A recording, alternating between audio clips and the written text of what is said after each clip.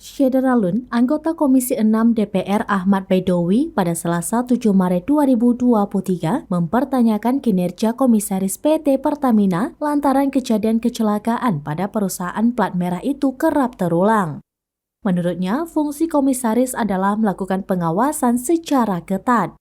Informasi terbaru DP BBM di Pelumpang, Jakarta Utara milik Pertamina mengalami kebakaran. Tahun lalu, kilang Pertamina International atau KPI Refinery Unit 4 Cilacap juga terbakar hebat.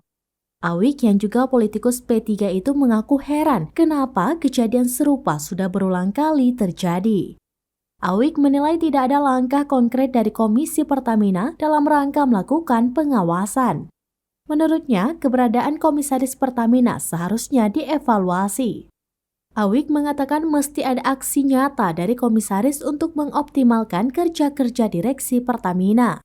Seperti diketahui, Komisaris Utama Pertamina, Basuki Cahayapurnama atau Ahok belum berkomentar terkait kebakaran di Depo Pertamina Pelumpang Koja, Jakarta Utara pada Jumat 3 Maret lalu. Hingga hari ketiga kebakaran, mantan Gubernur DKI Jakarta tersebut belum juga memberikan komentar. Begitu juga di media sosial resmi miliknya, Ahok tidak menuliskan unggahan apapun.